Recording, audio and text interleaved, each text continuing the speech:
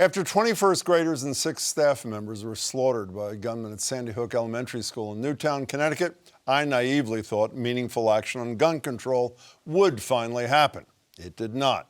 Then 6 years later, and more than 600 mass school shooting deaths later, according to Everytown for Gun Safety, after a gunman killed 17 students and staff at Marjorie Stoneman Douglas High School in Parkland, Florida, students turned their grief and trauma to the March for Our Lives movement. They say that tougher gun laws do not decrease gun violence. We call BS. They say a good guy with a gun stops a bad guy with a gun. We call BS. We are going to make this the voting issue. We're going to take this to every election, to every state and every city, because this is not cutting it. After that, I again thought some action in Washington was imminent. It was not. But my next guests, including one of the speakers you just heard from, don't include surrender in their vocabularies. I'm joined now by Parkland school shooting survivor and March for Our Lives co-founder David Hogg, and John Rosenthal, of course, is the co-founder of Stop Handgun Violence, which has been fighting for gun control for nearly 3 decades, which also keeps track of U.S. gun deaths since those 6-year-olds were killed at Sandy Hook. On its website, that would be 346,828 as of this taping. David, it's really good to meet you, and John, thanks so much for being here. You know, I just had a guy on the show whose 1-year-old daughter he thinks was killed by a nanny, and he's fighting for legislation, and you forget for a second that he also suffers a father's grief. People see you, and you're this crusader, this charismatic activist who's fighting for legislative and other change. You're also a mass shooting survivor. What have the last 4 years been like for you on a personal level, David? Chaotic, to say the least. I think in the first 2 years or so after everything that had happened, my fellow activists and I, classmates and others from Parkland, joined together with many of the parents of victims as well to go and lobby Washington and especially state capitals around the country to change things. I think, to put it briefly, the past 2 years, or the past 4 years now, have felt like 50 or more. We've seen so much cultural change, especially with our generation, turning out at some of the highest rates in American history to vote in 2018, getting 10 seats in the U.S. House of Representatives and defeating more NRA-backed politicians than ever before, and also the highest youth voter rate in American history in 2020. So it's been very rewarding in some senses to see that kind of change, but also very depressing at the same time to see the chilling effect that the filibusters had on our democracy. Can you cite any legislative change that you feel good about in those 4 years? Yeah, I mean, when we started, the CDC and NIH were basically getting $0 in funding from the federal government to study gun violence, in part because of something called the Dickey Amendment, that essentially stopped the CDC from studying the effectiveness of gun laws. And that was one thing that we were able to change through reconciliatory measure within the federal government. Of course, I wish it was more, though. But with that, we've also seen major changes at the state level with over 50 state gun laws being changed or enacted since Parkland happened. Even in Florida, by the way. Yes, even in Florida. Even in Florida. You know, John, did you not tell me at one point, staying in Congress for a second, it would take members of Congress getting shot for them to act? You did say something like that to me, and members of Congress were shot. Maybe it led to one husband of a shot congressperson being elected to the Senate. But beyond that, in some ways, it seems to have hardened their resolution against change. What next has to happen other than generational change? You know, I, like a lot of people, thought Sandy Hook might change things. 20 babies. But obviously it didn't. Members of Congress have made a choice. They have chosen special interest blood money campaign contributions over the lives of 100 of us a day. I mean, since I started Stop Handgun Violence in 1994, basically 1 million people have died from gun violence. And there's no background check for gun sales in America. I mean, we are, sort of the model for bad public policy in the world. And there are real consequences. And to think that Congress would choose unrestricted access to guns when 40,000 people are dying a year is just an indication of how broken our system is. And when Parkland happened, and David and Emma and the organizers created the March for Our Lives, I realized that is the future, because adults have failed this generation. Our generation has failed the generation that's following, and they're not safe in schools. They're not safe in movie theaters. They're not safe in nightclubs. And shame on us for allowing our members of Congress and not holding them accountable. And until we get to the polls and vote these people out, it's just going to continue. Well, until that happens, there is a president who, as you've noted as recently as a couple of days ago in your Twitter account, has the ability to do things. Here's what the President of the United States had to say about gun issues, at least part of what he had to say during his State of the Union last week. I asked Congress to pass proven measures to reduce gun violence.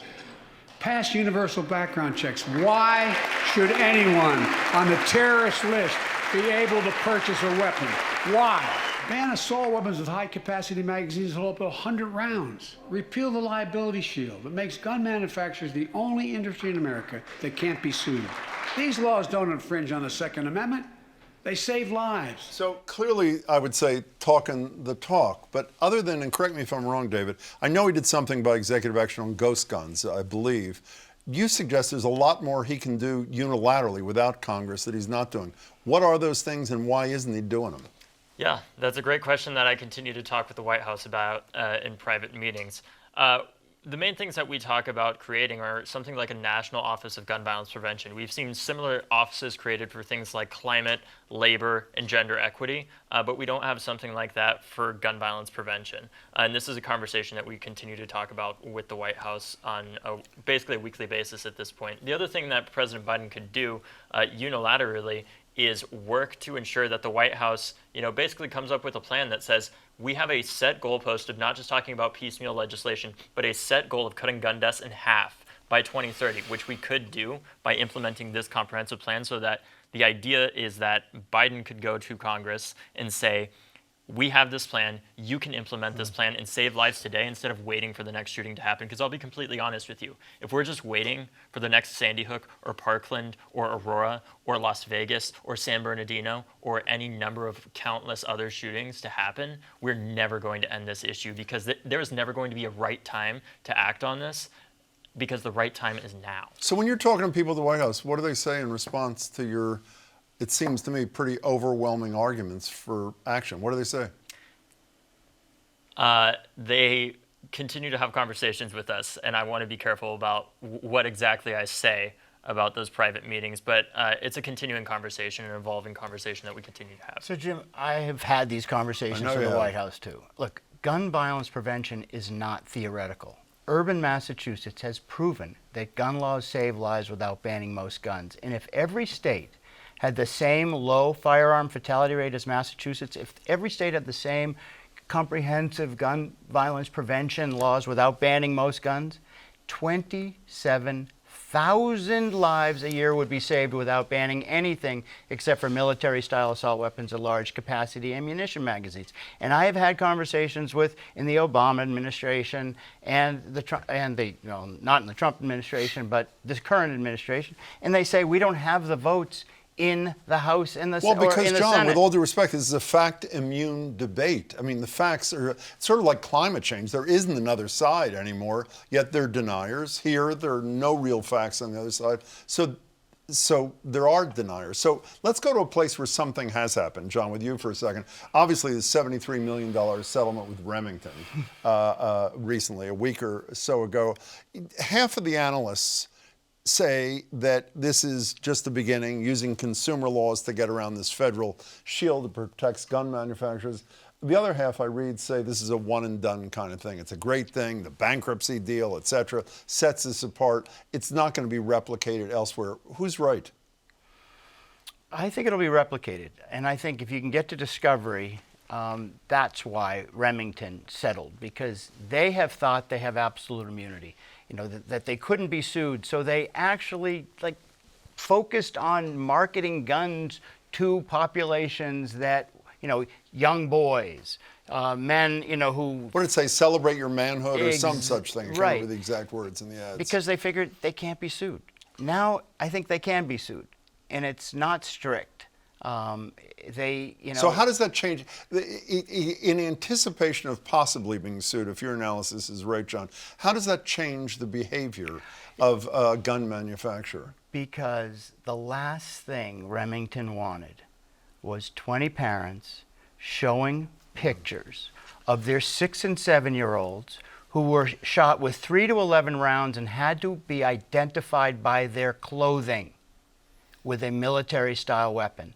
And that anybody can buy those in 32 states without an ID or a background check is a reason why there's a mass shooting of 4 or more people every day in America. And Congress has chosen to allow it. We need to hold Congress accountable. And the only way we're going to hold Congress accountable ultimately is if the gun industry starts to change their behavior, because they are going to be sued. Can we go back from Congress to state legislatures, where you've been pretty successful, and he's been really successful in this legislature, and obviously you're a Massachusetts resident, at least for a couple of years while you're in school. I love this bill that's pending. I don't even know how you feel about this, that says if you can't sell a weapon in the state, then you can't manufacture that weapon in the state. I know that doesn't cross borders to help you in the next state or the next state, like going north to New Hampshire. That is such an obviously good idea to me. Is it to you, I assume? Yeah, it's a small step, but here's the thing about all these things. We can continue to talk about piecemeal legislation, and it's great to see the work that John has done over these past decades to make these things possible. But the reality is it's going to take generations of people doing this if we're just focused at the state level and we don't address the fact that the filibuster is effectively killing our children, because we are not able to enact common sense gun laws even when we do elect a majority who says they support them. But what piece of you believes that this Congress or the next Congress or the next Congress is going to all of a sudden confront this filibuster issue when they won't do it on, well, we just saw it recently on things like voting rights, which may end Democratic control of Congress. So if all they care about is their own jobs, they're not even willing to protect them in this instance. Are you optimistic that they'll change their stripes or no? Optimism isn't a choice when kids are dying. We have to continue working no matter what we think the future holds in the first place, because I think the future of this issue probably looks a lot more to some of the tactics that were used to get gay marriage legalized, going at the state level and going state by state and working to change the courts and jurisprudence and things like that, using states as the kind of laboratories to see what can we get done that's constitutional, and then go to Congress after we've proven to them that this is possible to do at the state level, essentially. You buy that? Yeah, yes, I do. And Jim, I was the lead advocate for that gun bill. That's why I didn't ask you. I figured I'd start with him and then get to you. But think about this. So in Massachusetts, we ban military-style assault weapons, including copycat weapons that don't have the same name but do the same function, and large-capacity ammunition magazines.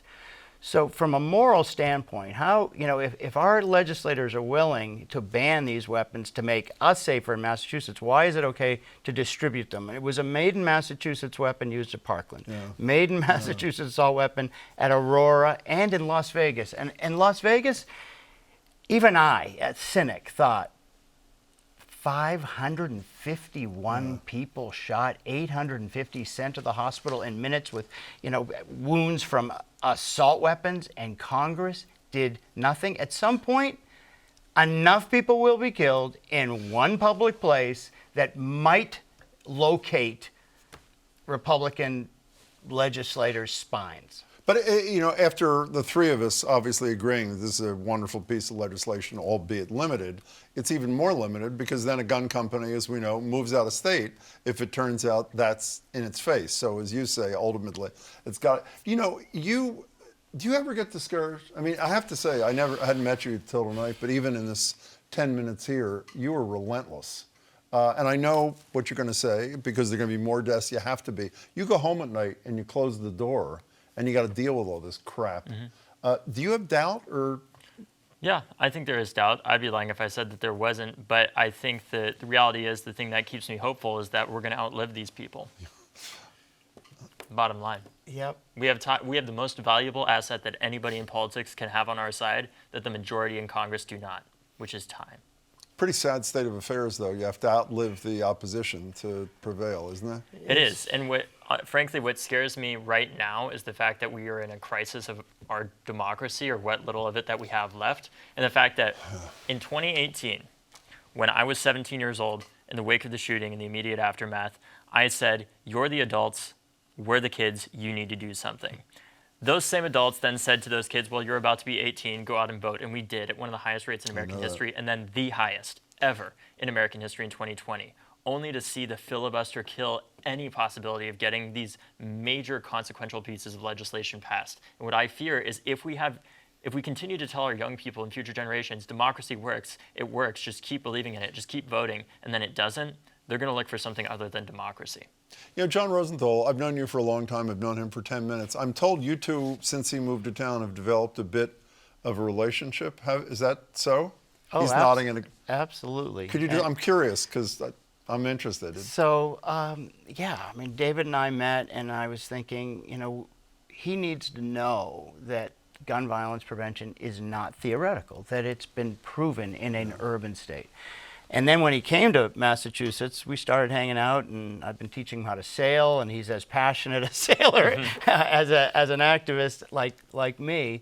And, you know, there's all this institutional history that I just want to pass on. I mean, March for Our Lives and the student movement is our greatest hope. I mean, student movements have worked in the past, not to mention ending a war. And I do believe that the March for Our Lives movement It's going to end this war too. is going to end this war.